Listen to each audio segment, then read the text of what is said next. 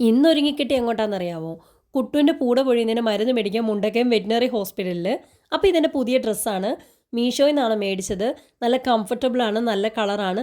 Link ഞാൻ കൊടുത്തേക്കാം, വേണ്ടവർ വാങ്ങിക്കോളൂ. മുണ്ടക്കയം സ്റ്റാൻഡിൻ്റെ പുറകുവശത്തൂടെ മേളിലേക്കൊരു വഴിയുണ്ട്. അവിടെ ചെന്നാൽ നമ്മുടെ വെറ്റിനറി ഹോസ്പിറ്റലാണ്. നമുക്ക് തറവാട് പോലെയാണ്, പട്ടിയും പൂച്ചയായിട്ട് ഇടയ്ക്കിടയ്ക്ക് വരാറുണ്ട്. അപ്പോൾ കുട്ടുവിൻ്റെ ദേഹത്ത് തേക്കാനുള്ള പൊടി തന്നിട്ടുണ്ടായിരുന്നു. അത് കഴിഞ്ഞപ്പോൾ നമ്മൾ മുണ്ടക്കയം കളേഴ്സിലൊന്ന് കയറി. കയ്യിൽ പൈസയൊന്നും ഇല്ലായിരുന്നു, അതുകൊണ്ട് ജസ്റ്റ് കയറി ഒന്ന് റൗണ്ട് അടിച്ചിട്ട് ഇറങ്ങിപ്പോന്നു. അത് കഴിഞ്ഞപ്പോൾ നമ്മൾ പലചരക്ക് കടയിൽ വന്നിട്ടുണ്ടായിരുന്നു. അമ്മ കുറച്ച് സാധനം മേടിക്കാൻ എഴുതി തന്നിട്ടുണ്ടായിരുന്നു, അതെല്ലാം മേടിച്ചു. പിന്നെ മീൻ മേടിക്കണമായിരുന്നു, അതിനായിട്ട് കൂട്ടിക്കൽ റോഡിന് ഓപ്പോസിറ്റുള്ള മീൻ കടയിൽ വന്നു. മത്തിയും ചൂരയും മാത്രമേ ഞാൻ കഴിക്കത്തുള്ളൂ. എന്നാണേലും ഇന്ന് ചൂര മേടിച്ചിട്ടുണ്ട്. അത് കഴിഞ്ഞ് നമ്മുടെ റബ്ബറൊക്കെ കണ്ട് ബസ്സിൻ്റെ സൈഡ് സീറ്റിലിരുന്ന് എൻജോയ് ചെയ്ത് തിരിച്ചു വന്നു. മീനും പാലും ഒക്കെ മേടിച്ച കവറാണ് കൈയിരിക്കുന്നത്. ഇതിൻ്റെ സ്മെല്ലടിച്ചിട്ടാണോ എന്നറിയത്തില്ല, അവന്മാർ കുരയ്ക്കുന്നത് എനിക്ക് താഴെ വന്നപ്പോഴേ കേൾക്കായിരുന്നു. അടുത്ത് ചെന്നപ്പോൾ ഭയങ്കര സ്നേഹം. ഞാൻ എവിടെ പോയിട്ട് വന്നാലും ഇങ്ങനെ തന്നെയാണ്.